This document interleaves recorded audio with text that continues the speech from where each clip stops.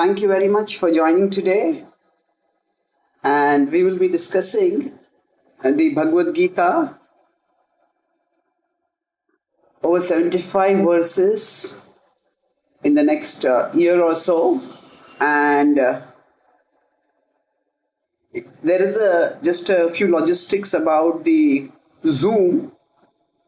I have muted all of you so that it doesn't disturb everyone else. But if any of you are not able to hear, you can type in the chat box, and toward the end of the class we will be having question answers. We plan to have a more interactive format, but that format will evolve because we have a large number of participants right now. So we will work out the format, but if there are any questions during the course of the class, you can also raise your hand. If you just look at the Zoom interface, you can see that. But usually we will have some time for question answers at the end. So let's begin. Om Ajnanatirmirandasya Jnananjana Shalakaya Chakshurmilitamena Tasmai Shri Gurave. So I have framed the Bhagavad-Gita in terms of 51 questions that deal with our daily life, as well as questions that deal with our spiritual journey. And we'll be sharing these questions shortly after this program with you. And each session will be discussing one question based on one verse from the Bhagavad-Gita. So today we'll start with the most basic question. What is the Gita and how is it relevant for me? So we are going to discuss based on Bhagavad-Gita 1.1, chapter 1, text 1. So it begins with Dhritarashtra Vacha Dharma Kshetre Kurukshetre Samaveta Yutsavaha Mamakaha Pandavaschaiva Kimakurvat Sanjaya. So it is Dhritarashtra who is the blind king of a powerful kingdom called the Kuru kingdom in ancient India several thousands of years ago. And he's asking this question over here. And he's asking this question to his assistant Sanjaya, that a war is going to happen soon at a place called Kurukshetra. And he refers to it as Dharma Kshetre Kurukshetre. That on that Kurukshetra, which is a holy place. I'll come to the significance of the word Dharma soon. Dharma Kshetre Kurukshetre Samaveta Yuyutsavaha. That when both the armies have assembled to fight, Mamakaha Pandavaschaiva, when mine and the Pandavas, Kim Akurvata Sanjaya. So we will talk about the Bhagavad Gita in three broad terms. In historical terms, in transhistorical or universal terms, and in the terms of the contemporary context. So the Bhagavad Gita is a part of the Mahabharata. The Mahabharata is a vast epic from ancient India. In fact, it is considered to be the longest poem in world history. Previously, before Indian literature and Indian culture was discovered by the West a few hundred years ago, the Germanic sagas Iliad and Odyssey were considered to be the longest poems in world history. But the Mahabharata is at least 7 times longer than the Iliad and the Odyssey combined together. It's a vast saga of intrigue, romance, war, politics, and all the dynamics that could make a thriller movie or a thriller novel. And right in the Mahabharata, just before its climactic moment, That is the whole Mahabharata leading to a war. And now the context of the Bhagavad Gita is at one level very important, and another level the Bhagavad Gita transcends its context. And that tension between the contextual and the transcontextual is what we will address today, so that we can go into the universal themes of the Gita. But let's understand the context first. So basically, the Gita is spoken by Krishna to Arjuna. So the Gita is, we could say, two nested conversations. So the outer conversation is between Dhritarashtra and Sanjay. Now these names, especially for those who are not from an Indian background, can be a little confusing and intimidating also. So those names are not particularly relevant for the essential message of the Gita. But understanding the context can help. So now when Krishna and Arjuna, they are on the war field, and we will come to the context of Krishna and Arjuna in the next class. But the Gita is itself a conversation between Krishna and Arjuna, and the dynamics of their relationship and their dialogue will be discussed in the next session in more detail. But here specifically, we look at, that's why I said the Gita is like two nested conversations. One is between Krishna and Arjuna, which is the heart of the Gita.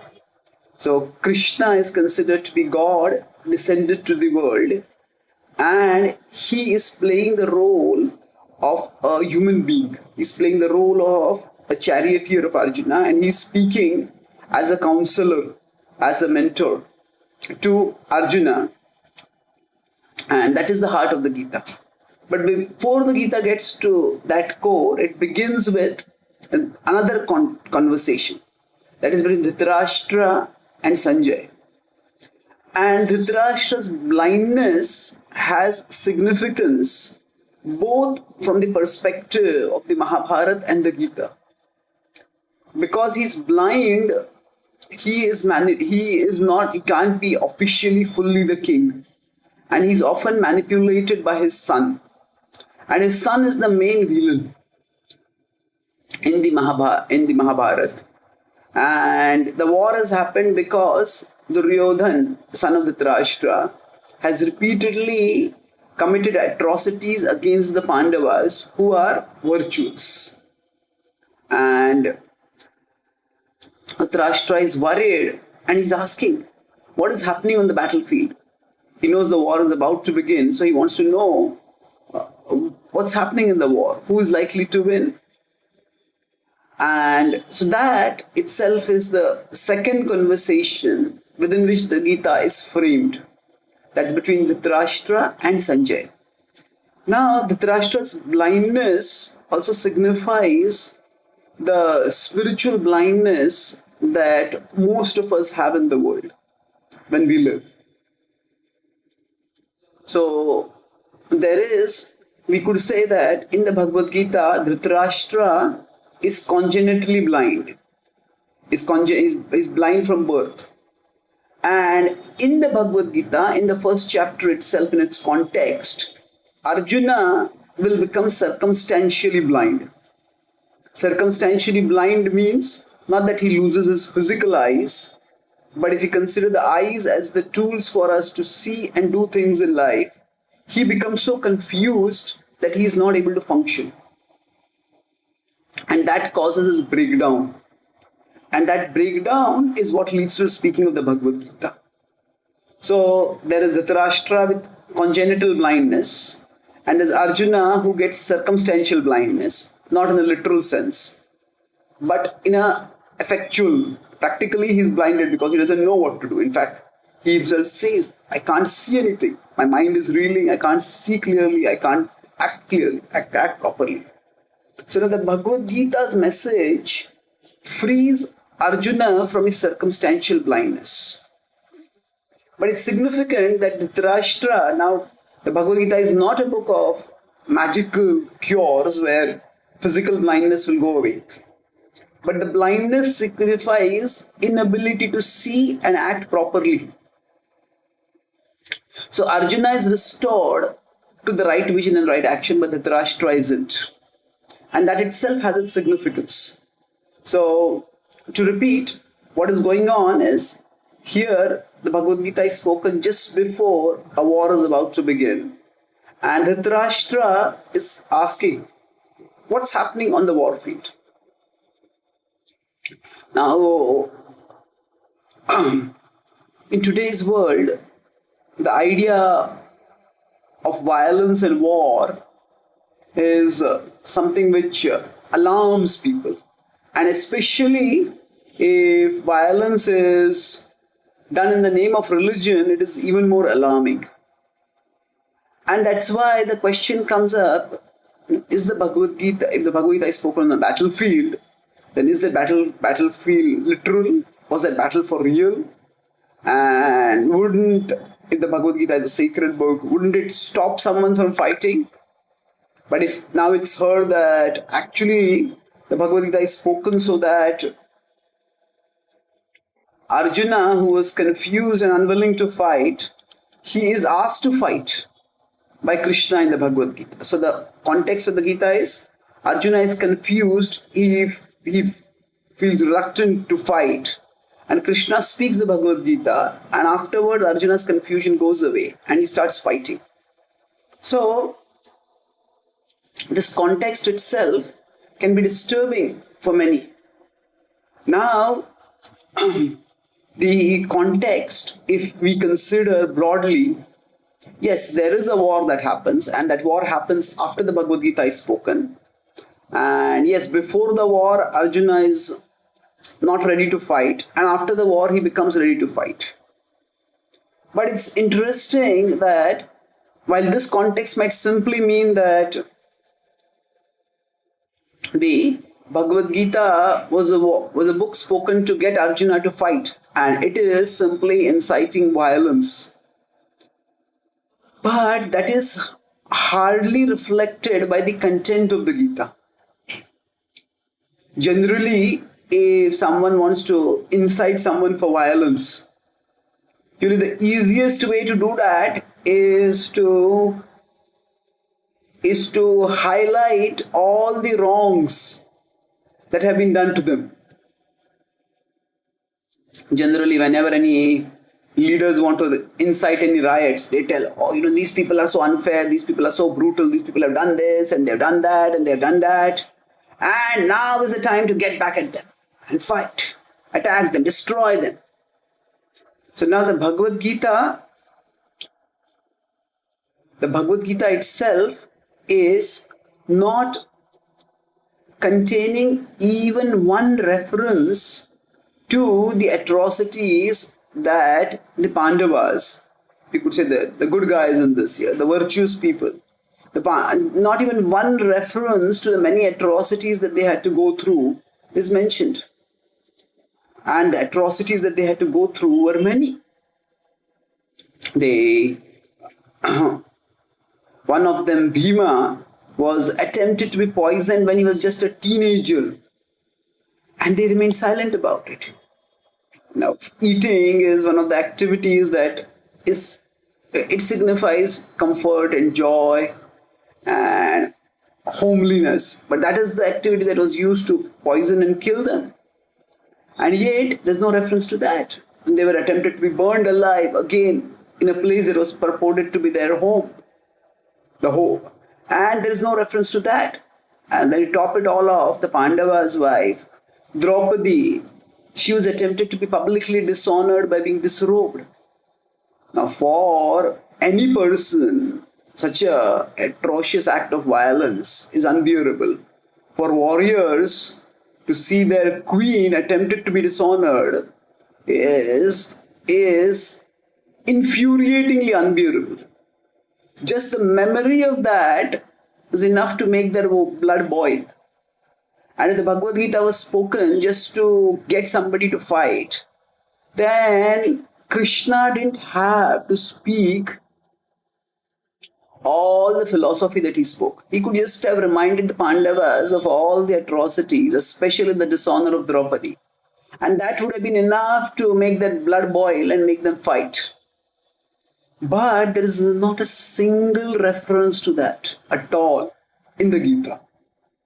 And this absence is very striking. So what this points to is that the Bhagavad Gita is not specifically spoken to incite anyone to violence. Then what is it about? And the battlefield context of the Gita is seen as so disturbing to some people that some people say that it's just a metaphor. That actually the whole setting is simply to convey a message. And Kurukshetra, the battlefield is like our body.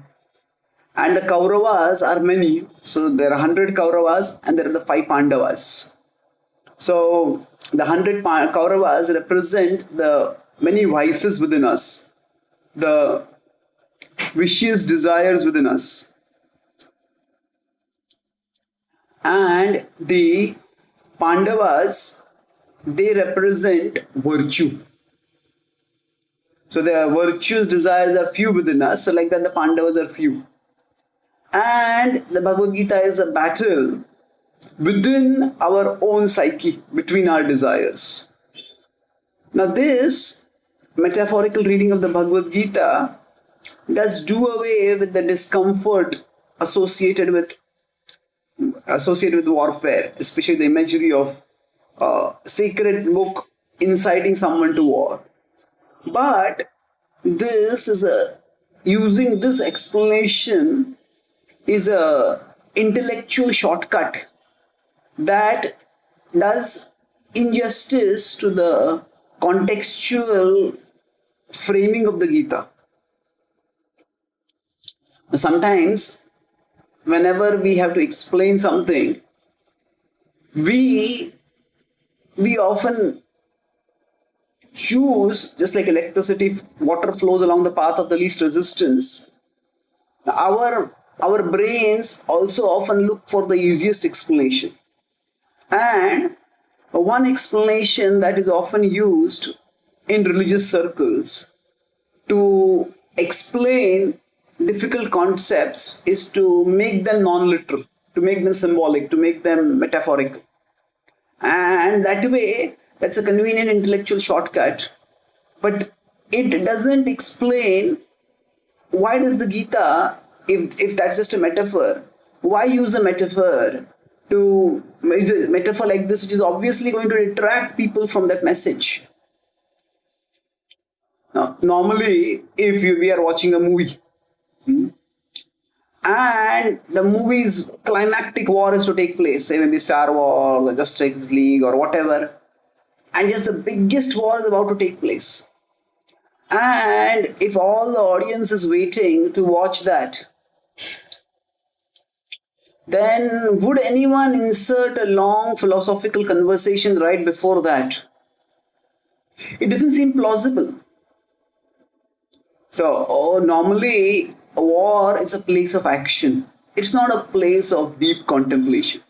Yes, of course, sometimes if during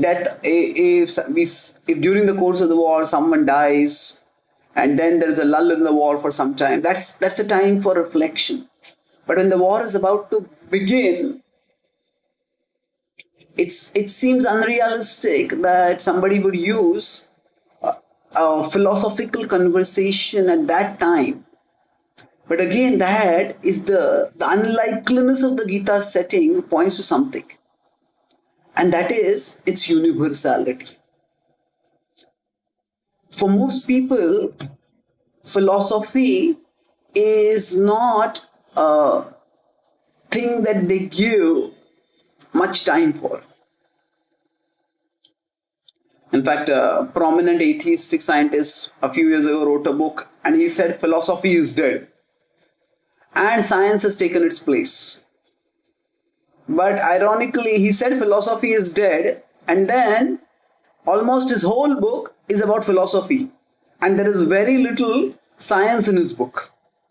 In one of our later sessions, we'll discuss about the relationship between science, philosophy and spirituality in more detail. But suffice it to say is that science is the question of addresses the question of how. How do things operate? But what exists and why? That is not primarily a scientific question. That is primarily a philosophical question. So, philosophy is something which is in the background that shapes our worldview and our actions. And most of us are not really interested in philosophy. But we all have some philosophy. If we have not thought about philosophy, then it doesn't mean that we don't have a philosophy. It simply means we have an unthought philosophy. It simply means that we are living according to some vision of the world, some worldview, some philosophy that we have not really thought about, that has just subconsciously assimilated, percolated into us because of our upbringing, because of our culture, because of the movies that we watch, because of so many subliminal influences over us. So we all have some philosophy or the other. And the Bhagavad-Gita describes its setting, that a war is about to begin, and before that war, the main warrior over there, Arjuna, develops a case of nerves. He becomes unnerved. Now, his becoming unnerved is not because of cowardice, as we'll discuss in the next session specifically about what made him unnerved. And but the point is, he gets unnerved, he becomes confused, and he puts aside his bow, saying, "I can't fight." Visrujya sasharam chapam shokasam vignamanasaha. The last verse of the first chapter describes how Arjuna put aside his bow, saying, "I can't fight." And when he says that, that is the time after which in second chapter Krishna starts speaking. So, when a warrior is about to fight the war, that is the time of maximum urgency. And yet, even when we are acting with a very high sense of urgency, there is some worldview that animates us. And Arjuna is a quintessential go-getter. He is a person who had achieved practically all that was considered glorious in his times. He was a warrior and he had achieved such mastery in archery that he was widely considered to be the best archer of his times. He had even performed such austerities that he, by the power of those austerities, had ascended to higher levels of existence, something which was very, very rare even amongst the sages who had renounced the world.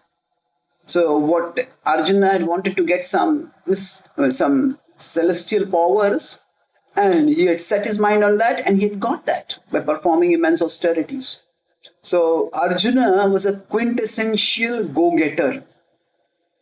In today's world, in today's corporate language, you could say that Arjuna was the quintessential high achiever. Not the high achiever, you could say the highest achiever. He had achieved what most people can only dream about, and some people can't even dream about it.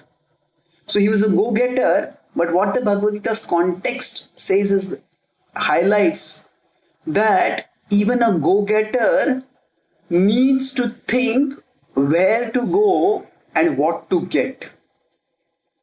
Where to go and what to get. We are all busy doing many things in our life. But the big question is always, what is it that matters? What is it that is worth going towards? What is it that is worth getting? And if that question is not answered, then quite often we work very hard, but what we get at the end of the hard work, provided we succeed in that hard work, what we get turns out to be not as fulfilling as we had thought it would be. It turns out to be quite anticlimactic, in fact. So it's like somebody is busy climbing up a ladder, but they're so busy climbing up the ladder that they forget to check whether the ladder is leaning on the right wall. And then they end up climbing up, high up, a wrong wall. So what the Bhagavad-Gita's context highlights is that even in the moment of the greatest urgency, even at that time, reflection is essential. And now we might say it's unrealistic that if a war was about to start, the warriors would stop for a philosophical discussion to take place. Now the Bhagavad Gita is in one sense long. There are 700 texts in it. But in another sense, if you consider, it's not very long. 700 verses, if you just consider Sanskrit of the Bhagavad Gita, it's actually, the number of words are maybe not more than what could fill the front and back pages of the New York Times or the Times of India. It's not much. So the whole Bhagavad Gita is to be recited by somebody who is fluent in that language of Sanskrit. It might take an hour or a little more. Today, when we recite the Bhagavad Gita fully, maybe on some special occasions, it takes most people 2 to 3 hours, because we are not familiar with Sanskrit. But whatever it is, how would it be realistic that the Gita would be spoken on a war field? So I'll retrace the flow now. What I'm discussing is, we discussed the contextual aspect. So I said that the contextual, to say that it is simply metaphorical, is an intellectual shortcut, which does injustice to the Gita. Then if it is literal, if it is historical, is the Gita inciting Arjuna to fight a war? No, but there is no inflammatory speech at all in the Gita. Then why does the Gita have this context, this framing at all, where it is spoken on a war field? So that question we are addressing, saying that among all of us who have busy things, who have urgent things to do, few of us would have anything as urgent as a war to fight. Among all of us who are achievers, few of us would be as high achievers as Arjuna is. So Arjuna is a high achiever, and he is, we could say, the highest achiever and the biggest war, winning which would give him the highest laurels that he could ever seek. So that war is about to fight. So it is, we could say, the situation that calls for the most immediate action. And it is at that time when when Arjuna pauses and the Bhagavad Gita is spoken, that context illustrates how important it is to have a philosophical worldview, to have philosophy inform our worldview, and a well-thought philosophy at it. So Arjuna stops to ask the question, what really counts? If I'm going to fight this war, it's going to lead to bloodshed. Is the bloodshed worth it? Why am I fighting this war? So what is the right thing to do in life? That is the defining question which drives the Bhagavad Gita. The same word, Dharma, which begins the Bhagavad Gita. The first word of the Bhagavad Gita is Dharma Kshetre Kurukshetre. So Dharma.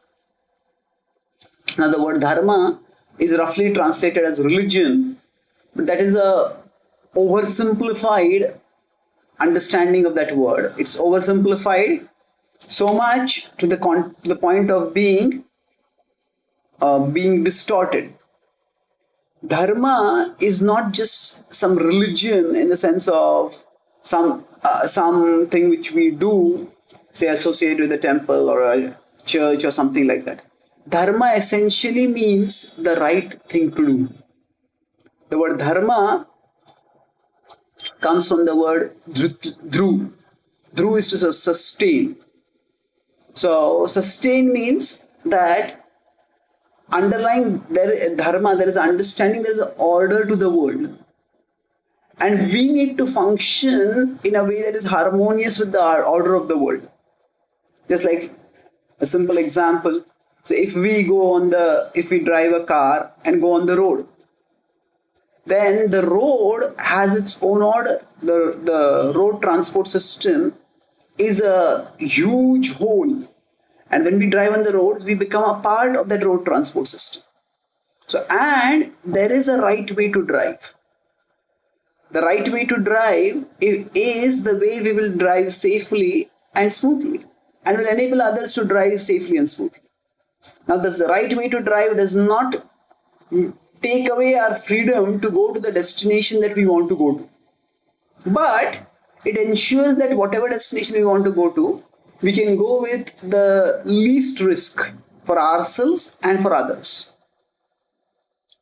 So Dharma is similar in the context of the whole universe, of all of existence in fact. Just as when we join a road, we drive on a road, we are a part of a whole bigger than ourselves and we have to belong to the whole harmoniously. Similarly, we live in a world which is far bigger than ourselves. And we are parts of the whole. We take a lot from the world. We take air, water, food. And we need to belong harmoniously to the world. So the right thing to do is not some restrictive or regressive moral codes defined by some old-fashioned people. Dharma, as it is understood in a holistic way, is basically the right way to belong to the universe. And the right way to belong doesn't necessarily, just like the right way to drive doesn't mean that we have to go to a particular destination alone, or we have to stick to a particular lane alone. We can change lanes when we want to. We can go to different destinations we want to, but according to the rules.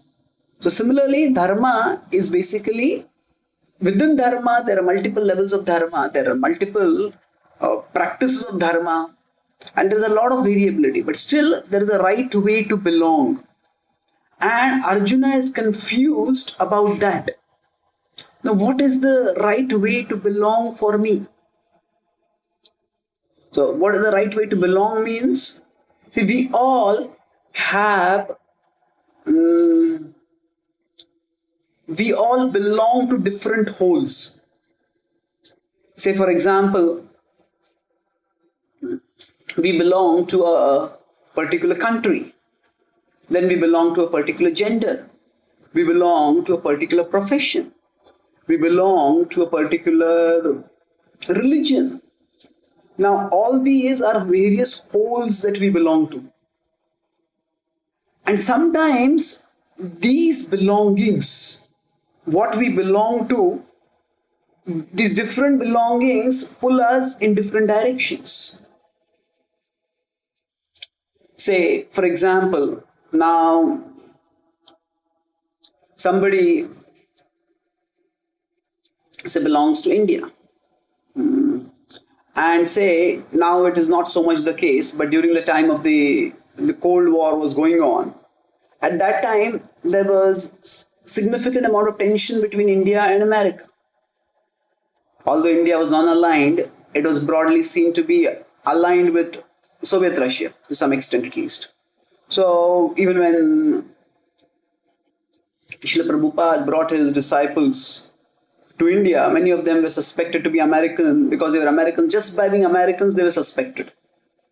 So basically, now, if there's a tension between, say, India and America because of some reason, and then there is an Indian in America.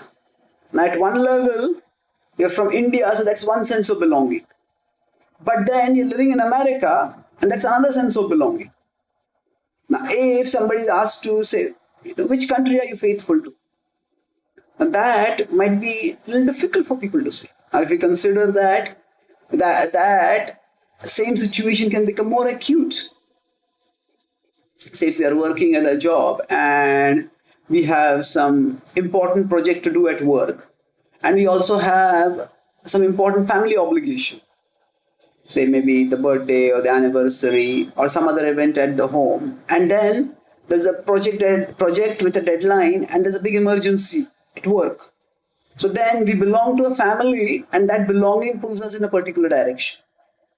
And we belong to a company, and that belonging pulls us in another direction. So when we are pulled in different directions by the things that we belong to, then which direction do we go in? So Arjuna, for some people, one extreme, as I said, one oversimplified understanding of the Gita is that Arjuna was a peace-loving person who was incited to war by Krishna.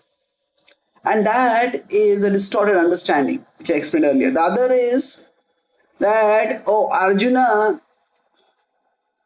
was a warrior and he suddenly developed pre-war jitters.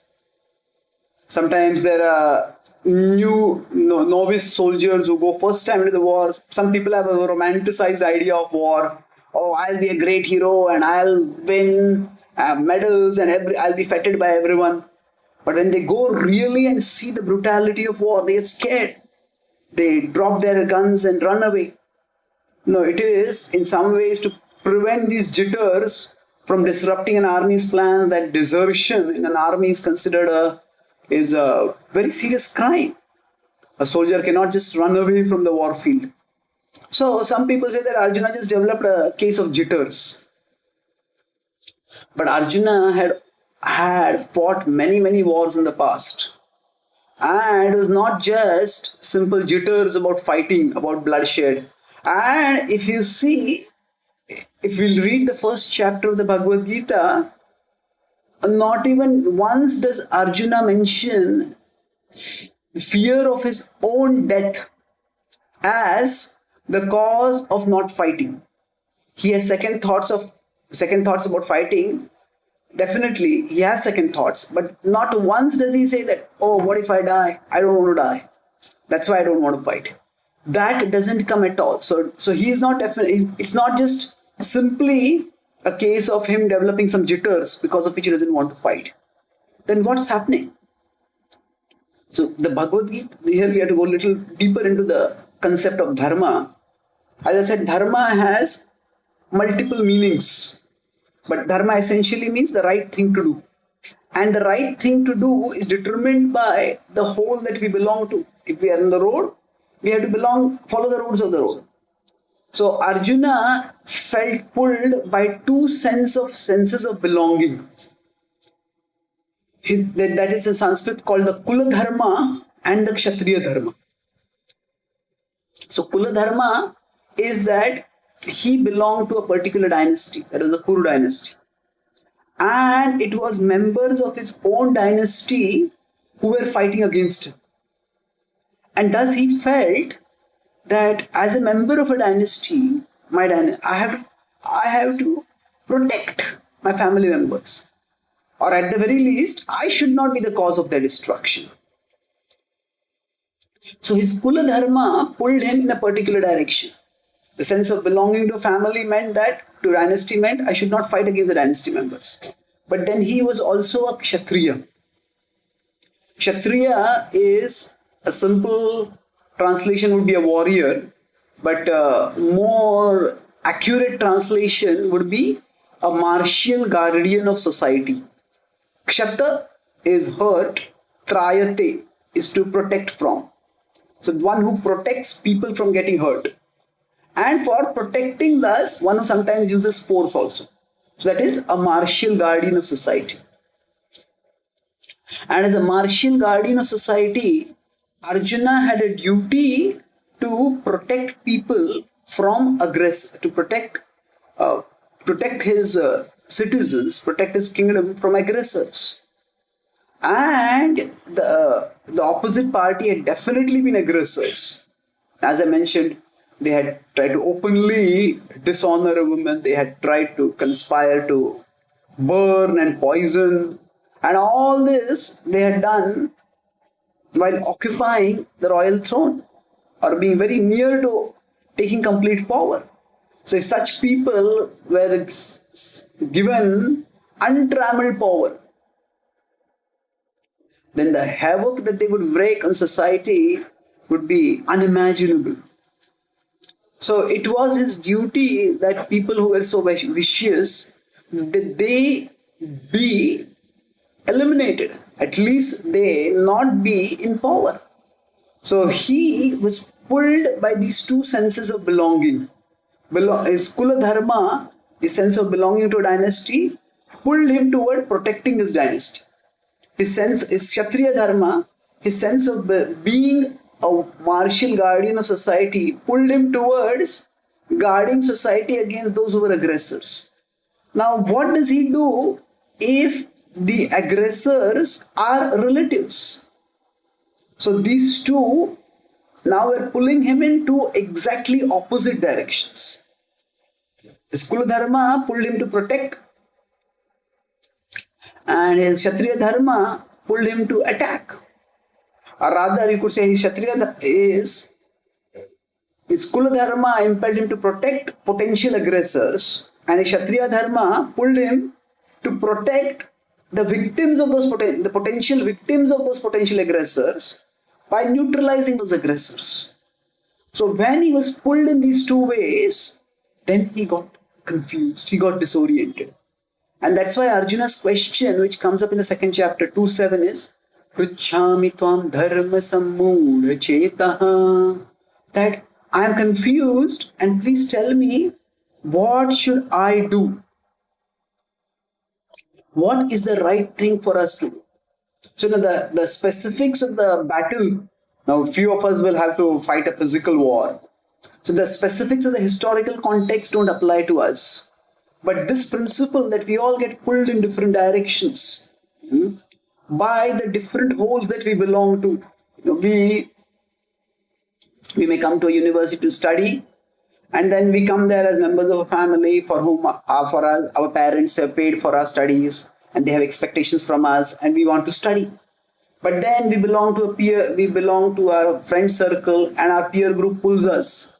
Come on, let's go for this movie, let's go and watch this match, let's do this, let's do that. And this pulling in different directions, sometimes it is overt and we feel it. Sometimes it is so covert that we don't even feel it, we just get pulled away. So when we are pulled in these different directions, how do we resolve this pull? So the Bhagavad-Gita talks about, addresses this question of what is the right thing to do by addressing the question, what is the right way to belong? And that right way to belong to the universe, to belong to reality itself, is based on a right conception of our identity. And that's why the Bhagavad-Gita, in its answer to Arjuna's question, will begin with the question of identity. Who are you really, Arjuna? And that is what we will be discussing in our next session. But this question is universally relevant. What is the right thing to do? When I am pulled in different directions by different forces within me and without me, what is the right thing to do? It is because the Bhagavad-Gita addresses this universal question. That's why this conversation spoken thousands of years ago has had enduring relevance. Now, some of the greatest minds over history have pondered the Gita. It is the greatest thinkers in the Indian tradition, Shankara, Ramanuja, Madhava, they have commented on the Gita. And some of the most prominent intellectuals from the West, especially those who were open to wisdom from the East, they have also appreciated the Gita. It is Emerson, Thoreau, and scientists like Einstein. So the idea is that the Bhagavad Gita addresses universal questions. And those universal questions are relevant for each one of us. We live in a very complex world today, where the agents pulling us have become many, many more, because we belong to so many holes now.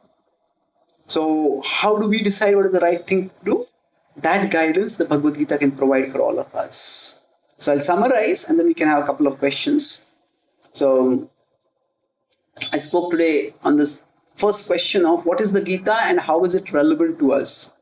So the Gita I talked about, it's a conversation between Krishna and Arjuna, framed within a conversation between Dhritarashtra and Sanjay, which the Bhagavad-Gita itself is a part of the Mahabharata, which is the longest poem in world history. And then the Bhagavad-Gita itself is 700 verses, which is not very large, which can be just fit in 2 pages of a normal sized newspaper. But its enduring relevance comes from its content. And then to understand the content, we look at the context further, that it is spoken on the battlefield, and after it is spoken, a war is fought.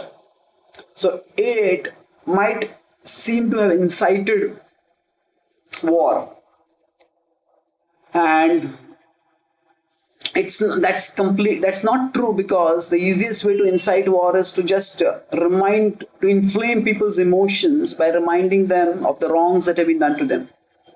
But the Bhagavad Gita doesn't talk anything about the wrongs that have been done to Arjuna or to his family. And the Bhagavad Gita is significantly bringing down throughout its message the temperature of emotions by recommending equanimity, equipoise. So there's no hate speech in the Bhagavad Gita at all. So the Bhagavad Gita is, anyway, it is a philosophical book. It is not a rhetorical book to incite war. So why would somebody have to speak philosophy to incite someone to war? So it's not about war at all, primarily. It is, the war context is used to drive home the urgency of philosophy as a guidance system for everyone in life.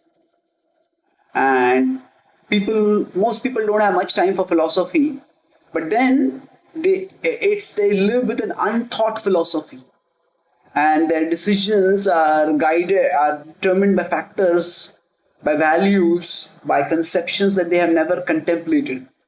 And that is not the best way to live. So the essential philosophical questions the Bhagavad Gita addresses is, what really counts? What matters? What is it that we should live for?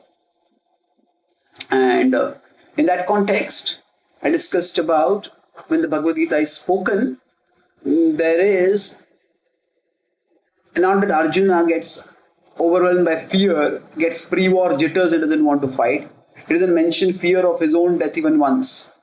Rather, his confusion about what to do arises from conflicting pulls through the holes that he is belonging to. His dynastic duty, his Kula Dharma, pulls him against fighting, and his Kshatriya Dharma, his being a martial guardian of society, pulls him towards protecting the potential victims from the potential aggressors. So what does one do when the aggressors are relatives? So that is the confusion that the Bhagavad Gita addresses. And for all of us too, we all belong to different holes, and sometimes these holes pull us in different directions. So the Bhagavad Gita will reveal the biggest hole to which we belong, will reveal the healthiest way to belong to that hole, and then to harmoniously belong to various holes within that. And that message of the Gita we'll start discussing from our next session.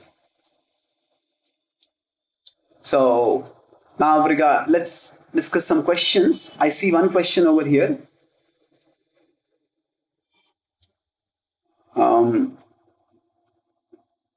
Is it that Arjuna was put into illusion by Krishna so that Krishna could use Arjuna to speak the Bhagavad Gita?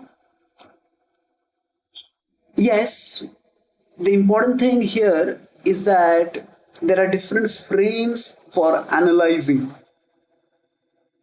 And from one perspective, if we consider Arjuna, he was a close associate of Krishna. He was a greatly spiritually evolved person.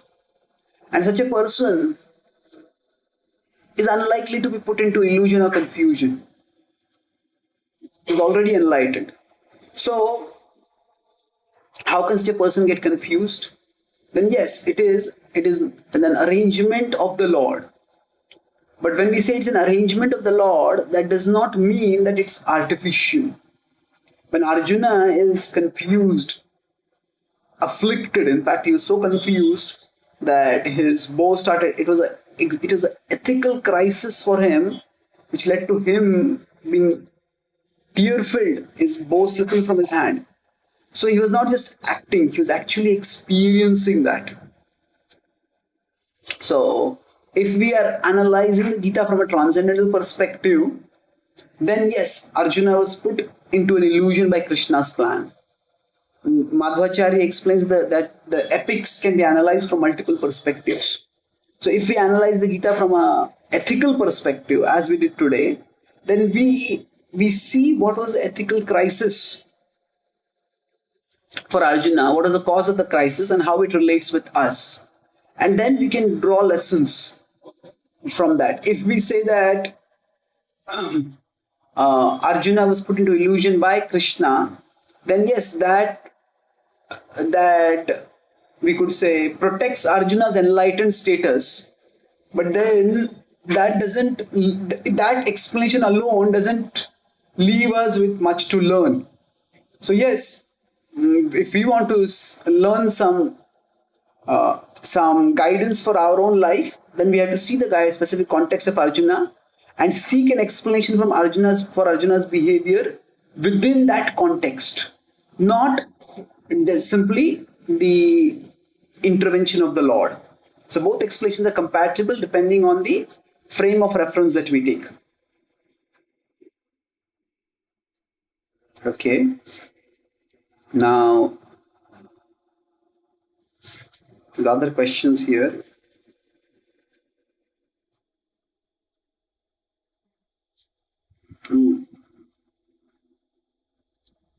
So, is the emphasis in the Bhagavad-Gita in the Gaudiya Vaishnava Sampradaya a recent phenomena? Yes and no. No, because even Jiva Goswami in the Shandarbhas refers to the Bhagavad-Gita. But yes, also because the Gaudiya tradition, as the tradition has expanded beyond its roots, the original stress of the Gaudiya tradition was to focus primarily on Krishna Bhakti. But now the Gaudiya tradition is reaching out to people who don't even know about God, leave alone devote themselves to a particular very esoteric conception of God. So the Bhagavad-Gita's knowledge is presumed by the Gaudiya tradition, by its founders. But when it is being spoken to people who do not have that knowledge, then the Bhagavad-Gita is a very important foundational book to go into the higher message of the Gita. So now, what is the Bhagavad-Gita later insertion in the Mahabharata based on style of writing, etc.? Well, if you consider the style of writing, the meter and other things, they are remarkably similar. And from a historical perspective, with all due respect to academic scholars, it's a very iffy game. By iffy game, iffy means it's based on a lot of ifs, a lot of guesswork. Because ultimately, how do we know whether what was the date at which a particular book was written? If you see India itself, India is a very hot tropical country. And in the past, when paper was not there, things were written on leaves. And leaves whatever was used for writing would not stay for long. So basically, when historians try to determine the date of any book, essentially they try to look for physical remains that suggest the existence or prevalence of that book. So they may look for certain architectural remains. They may look for some cross references in other texts. And there are multiple ways. But essentially, what historians are looking for and what they can find is the end. Suppose a thief has stolen some money, and this thief kept the money in an envelope. And the investigators have a picture of the envelope, and they search everywhere where the envelope is, and finally they find the envelope. But finding the envelope doesn't give them the money back. So similarly, what we can have knowledge of is the historical age. All that we can determine is that what are the oldest written remains or written references to the Gita or the Mahabharata. But the historians themselves acknowledge that there was an oral tradition that was much more widespread and much more ancient than the written tradition. So how old the oral tradition was, that is something which there's just no way for empirical historians to know. That's why a prominent Indologist has said that the dating of the Indian literature is shrouded in terrifying darkness, and all that anyone can do is just throw pins, and wherever they land, that's the dates that people give. So there are one way. So this is basically the whole. More important than when a book was written is what is said in the book. If somebody wants to go into the specifics of dating, we can go into it separately. So His Holiness Devamrit Maharaj has written a book called Searching for Vedic India, where he talks elaborately about the dating of the texts and what are the problems with it. But one quick point is that Jainism, Buddhism, at least,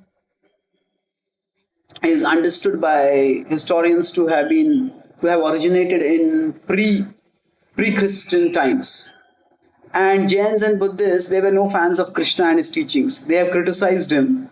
And while criticizing him, they have criticized sometimes his ethical character, sometimes his teachings. And none of them, over thousands of years before, have divorced Krishna and the Bhagavad-Gita from the Mahabharata. So this idea of divorcing the two is a relatively modern phenomenon. Okay. Now, one last question, and then we will stop. Now, why did Srila Prabhupada refer to his commentary as it is? See, basically, Prabhupada never claimed exclusivity. He only claimed authenticity. There's a difference. Exclusivity means that this is the only right commentary. No, Prabhupada drew from other commentators in the tradition, and not just in his own Gaudiya tradition. He referred to Ramanujacharya's commentary. He referred to commentaries by teachers in other traditions also. So his claim saying that it is as it is, what does it mean? Prabhupada himself says in the Bhagavad-Gita, that in his Bhagavad-Gita Introduction, that the Bhagavad-Gita was spoken by Krishna to Arjuna for a particular purpose. And that purpose was clear from the context itself. Arjuna, after hearing the Bhagavad-Gita, I'll discuss this subject more elaborately later, but quick answer over here. That Arjuna, after hearing the Bhagavad-Gita in the 10th chapter itself, says, Krishna, I accept you as the Supreme. And at the end of the Bhagavad-Gita, Arjuna becomes a devotee of Krishna, or at least acts in a devotional way. Karishye vachanam tava, I will do your will. So the Bhagavad-Gita is essentially spoken to address the question of Dharma. And Dharma has two things, sadhya and sadhana.